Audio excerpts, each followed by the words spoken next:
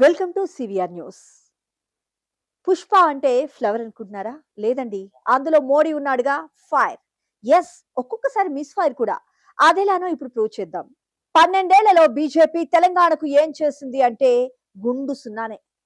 అదెలానో ఇప్పుడు ప్రూవ్ చేద్దాం. నాడు సంవత్సరానికి 2 లక్షల ఉద్యోగాలన్నారు. నల్లధనాన్ని తెస్తామన్నారు. మరి ఏమైంది? గూడు లేని నిరుపేదలందరికీ సొంతిల్లు కట్టిస్తామంటూ నాడు కేంద్రంలో బీజేపీ ప్రభుత్వం చెప్పింది. మరి నిజంగా ఎన్నిళ్లు కట్టించింది? ఎంతమంది పేదల కష్టాలు తొలగించింది? ఇవన్నీ మాట్లాడుకుంటే బీజేపీ అసలు రంగు బయటపడుతుంది. ఇప్పుడే కాదు, స్వతంత్రం వచ్చిన నాటి నుంచి కూడా కాంగ్రెస్ చేసిన త్యాగాల గురించి, బీజేపీ సంఘ్ పరివార్ చేసిన త్యాగాల గురించి చర్చిద్దాం. ఈ 10 ఏళ్లలో ఆర్థిక విధ్వంసం ఎలా జరిగిందో చూద్దాం. ఆధారాలు, రుజువులతో సహా దేశ ఆర్థిక వ్యవస్థపై చర్చిద్దాం. వ్యవసాయ రంగంపై మాట్లాడదాం. పారిశ్రామిక ప్రగతి, విద్యుత్ శక్తి, దేశ రక్షణ రంగం, అలాగే సాగునీరు, తాగునీరు, ఈ దేశ సహజ సంపదల దోపిడీపై, ఉద్యోగాలపై, నిరుద్యోగంపై, యువతపై, దేశ సమగ్రతపై, ప్రజల సంక్షేమ కార్యక్రమాలపై, ప్రాథమిక, మాధ్యమిక, ఉన్నత విద్యా వ్యవస్థపై, పత్రికా స్వేచ్ఛపై, దేశ మౌలిక సదుపాయాలపై, టెలికమ్యూనికేషన్ పై, ఇన్ఫర్మేషన్ టెక్నాలజీస్ పై, ప్రభుత్వ రంగ సంస్థలపై, దేశభక్తిపై జరిగిన విధ్వంసంపై, హింసపై, దోపిడీపై, మారణహోమంపై, ఇలా ఏ రంగమైనా మాట్లాడదాం, చర్చిద్దాం. ప్రతిపక్షాల అవినీతి పరులను నిందించే బీజేపీ కేంద్రంలో నిండా అవినీతిలో మునిగిపోయింది. గూండాలు, దొంగలు, అవినీతి పరులు, దేశ సంపద దోచుకునే రాజకీయ నాయకులు, బ్లాక్ మార్కెటర్స్, వీరంతా బీజేపీలో చేరి అంతా నీతి పరులే అని బిల్డప్ ఇస్తున్నారు. వారి నేర చరిత్ర అంతా తుడిచేసి వారు సచ్చీలు అని ముద్ర వేసి బీజేపీ నాయకులుగా చలామణి చేస్తున్నారు. ఎస్, శంఖంలో పోస్తేనే కదా తీర్థం. మరి నిజంగా బీజేపీలో ఉన్న వారంతా నిజాయితీ పర్లా? రాహుల్ గాంధీ గారు అన్నట్టు బీజేపీ అనేది ఒక వాషింగ్ పౌడర్ నిర్మా లాంటిది. నేర చరిత్ర అనే మురికి రాజకీయ నాయకులను దానిలో వేస్తే వారు శుభ్రపడి నేర చరిత్ర అనే మురికిపోయి సచ్చీలైన మంచి రాజకీయ నాయకులాగా బయటకు వస్తారన్నమాట. ఒకవేళ ఎవరైనా బీజేపీకి లొంగకపోతే కేంద్ర ప్రభుత్వం తన పెంపుడు శాఖలైన సిబిఐ, ఈడీ, ఇన్కమ్ ట్యాక్స్ లను గుసిగొల్పి భయభ్రాంతులకు గురి చేసి వారి ఆస్తులను అటాచ్ చేయించుకొని ఎలక్టోరల్ బాండ్స్ రూపంలో, పిఎం కేర్ ఫండ్ రూపంలో నేరుగా కప్పం కట్టించుకొని కేసులను వాయిదా వేస్తూ ఉంటుంది. అది మోడీ గారి స్ట్రాటజీ. మోడీ గారి ఆధ్వర్యంలో స్వయంగా అమిత్ షా గారి కార్యక్రమాలు పర్యవేక్షిస్తుంటారు. కేజ్రీవాల్, మనీష్ సిసోడియా, సంజయ్ సింగ్, హేమంత్ సోరెన్ లాంటి అరెస్టులు కాంగ్రెస్ పార్టీ బ్యాంకు ఖాతాలను స్తంభింపచేయటం, ఎన్నికల్లో ప్రచారం కోసం పార్టీ ఫండ్ రాకుండా ఆపడం లాంటి అనైతిక పనులు బీజేపీ చేస్తుండడం దాని అభద్రతా భావాన్ని ప్రజలకు తెలియజేస్తుంది. మాకు తేలిగ్గా అబ్కి బార్ 400 పార్ 400 సీట్లు వస్తాయంటాం బుకాయించడం లాంటిదే. మనందరికీ తెలిసిందే ఆ బుకాయింపు చివరికి ఏమైందో. వాస్తవ పరిస్థితులు దానికి పూర్తిగా భిన్నంగా ఉన్నాయి. ఎస్, రాహుల్ గాంధీ గారు నాడు భారత్ జోడో యాత్ర సెప్టెంబర్ 7న 2022 నుంచి జనవరి 30, 2023 వరకు నాడు 4080 కిలోమీటర్లు కన్యాకుమారి నుంచి కాశ్మీర్ వరకు నడిచారు. అలాగే జనవరి 14, 2024 నుంచి 16 మార్చి 2024 వరకు మణిపూర్ నుంచి ముంబై వరకు జరిగిన భారత్ జోడో న్యాయ యాత్ర వల్ల బీజేపీ పునాదులు కదిలి వారిలో మరింత అభద్రతా భావం పెరిగి ప్రతిపక్షాలపై దాడులు మరింత పెరిగాయి. ఇదే విధంగా ఇటు మాయావతి, మమతా బెనర్జీ లాంటి రాజకీయ నాయకులను కుట్ల రాజకీయ కారణాలు చూపించి బ్లాక్ మెయిల్ చేసి ఇండియా కూటమిలో పాల్గొనకుండా చేయటం బీజేపీ నీచ నికృష్ట రాజకీయాలకు పరాకాష్ట. ఎలక్టోరల్ బాండ్స్ రూపంలో బీజేపీ అవినీతి అదుపులో లేకుండా పోయింది. దీన్ని 2017 సంవత్సరంలో అరుణ్ జైట్లీ పార్లమెంట్ లో ప్రవేశపెట్టి బిల్లుగా ఆమోదించారు. దీనివల్ల ఏ పార్టీకి ఎవరు ఎంత విరాళం ఇచ్చారో తెలియదు, కానీ ఆ విధంగా బిల్లు తయారు చేశారనమాట. అంటే పట్టపగలే అవినీతి చేయటం కాదా? బహిరంగంగా పందాలను ప్రోత్సహించడం. దీనిపై అసోసియేషన్ ఆఫ్ డెమోక్రటిక్ రిఫార్మ్స్ అనే సంస్థ నాడు సుప్రీంకోర్టును ఆశ్రయించింది.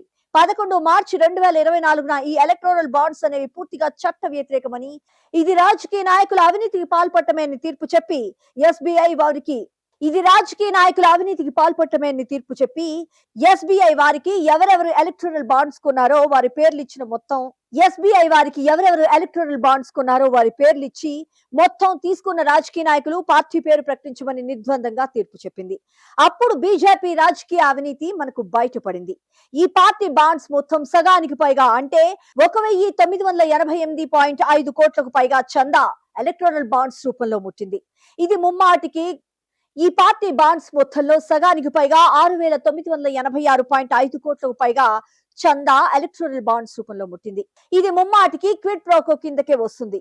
ఈడీ, సిబిఐ ఇన్కమ్ ట్యాక్స్ కేసులను మాఫీ చేయటం, తగ్గించటం, నత్తనడకన అంటే మెల్లగా కొనసాగించడం లాంటి అకృత్యాలకు బీజేపీ పాల్పడటం దేశ చరిత్రలో మాయని మత్స అయినప్పటికీ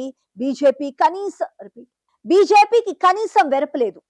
అంత తారాస్థాయిలో బీజేపీ అవినీతిలో మునిగిపోయిందన్నమాట. విలువలకు తిలోదకాలిచ్చింది, రాజ్యాంగ వ్యవస్థలు బొంద పెట్టింది. ఈ క్విడ్ ప్రోకో ఎంతవరకు విస్తరించిందంటే ఔషధ కంపెనీలు తయారు చేసే మందుల శాంపిల్స్ కూడా ఫెయిల్ అయినా ఎలక్టోరల్ బాండ్స్ రూపంలో లంచం లేదా పార్టీ ఫండ్ ఇస్తే వాటిని కూడా ఆమోదించడం జరిగిందంటే భారతదేశ ప్రజలు ఎంత నివ్వెరపోయారో మనకు అర్థమవుతుంది. దేశ ప్రజల నమ్మకాన్ని ఎంత వమ్ము చేశారో మనకు తెలుస్తుంది.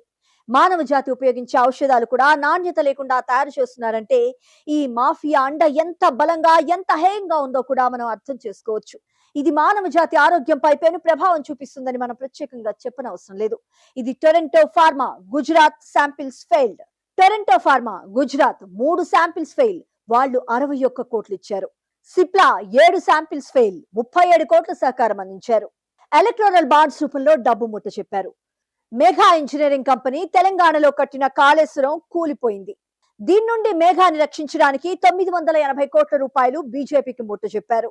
4500 కోట్ల విలువైన జోజిల్లా ప్రాజెక్టు జమ్మూ కాశ్మీర్, అలాగే 3681 కోట్ల విలువైన Maharashtra Gujarat bullet train project, 6400 కోట్ల విలువైన crude oil refinery project Mongolia, 3681 కోట్ల విలువైన Maharashtra Gujarat bullet train project, 5400 కోట్ల విలువైన crude oil refinery project Mongolia పనులు బీజేపీ మేఘాకి కట్టబెట్టింది.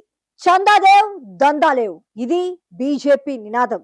చందాదేవ్ దందాలేవ్, ఇది బీజేపీ నినాదం. అవినీతి సబ్కా సాత్, అవినీతి సబ్కా వికాస్. హిందుత్వం గురించి చెప్పే బీజేపీ మరి బీఫ్ ఎక్స్పోర్ట్ కంపెనీ నుంచి 7 కోట్ల రూపాయలు ఎలక్ట్రానిక్ బాండ్ రూపంలో వసూలు చేసింది.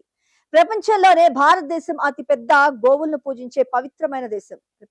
ప్రపంచంలోనే భారతదేశం గోవులను పూజించే అతిపెద్ద పవిత్ర దేశం. మరి బీఫ్ ఎక్స్పోర్ట్ కంపెనీ నుంచి 7 కోట్ల రూపాయలు వసూలు చేయటం హిందువులను వంచడం కాదా?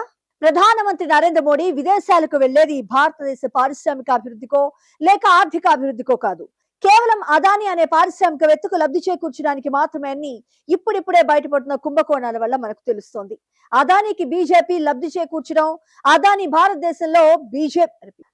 భారతదేశంలో బీజేపీకి ఎన్నికల్లో కోట్లాను కోట్లు ఖర్చు చేసి గెలిపించడం ప్రస్తుతం జరుగుతున్న తంతు. 2014 నుంచి 2024 సంవత్సరాల్లో 2014 నుంచి 2024 వరకు ఉన్న సంవత్సరాల్లో అదాని ఏషియాలో అత్యంత ధనికుడయ్యాడు. ప్రపంచంలోనే 2వ స్థానం సాధించాడు. అంటే బీజేపీ ప్రభుత్వం ఎంత చెమటోడ్చి అదానికి సాయం చేసిందో అర్థం చేసుకోవచ్చు. భారతదేశంలో అదాని చేయని అకృత్యాలు, ఆర్థిక నేరాలు అన్ని ఇన్ని కావు, అన్ని కుంభకోణాలే. ఇంతగా బీజేపీని మోస్తున్నా లేదా అభిమానిస్తున్నా పోషిస్తున్న అదాని ఏషియాలోనే ప్రథముడు, ప్రపంచ కుబేరుల్లో 2వ వాడిగా నిలిచాడు. అదంతా మరి బీజేపీ పుణ్యం కాదా? కానీ ఆయన కల్పిస్తున్న ఉద్యోగాల సంఖ్య మాత్రం కేవలం 2300 మాత్రమే. Wipro 2,31,000, coal India 2,07,000, Indian railways 125 లక్షలు, అమూల్ 36 లక్షలు, డైరీ ఫార్మర్స్ లో 15.2 లక్షల ఉద్యోగులు పనిచేస్తున్నారు. మరి ప్రపంచంలో 2వ కుబేరుడు అదాని వల్ల భారతదేశంలోని నిరుద్యోగులకు ఒరిగిందేమిటి? భారతదేశానికి అదాని వల్ల ట్యాక్స్ రూపంలో ఆదాయం వచ్చిందంటే అది లేదు. దేశంలో అగ్రభాగాన ఉన్న 10 కంపెనీల ట్యాక్స్ లిస్ట్ లో వేదాంత 9,255 కోట్లు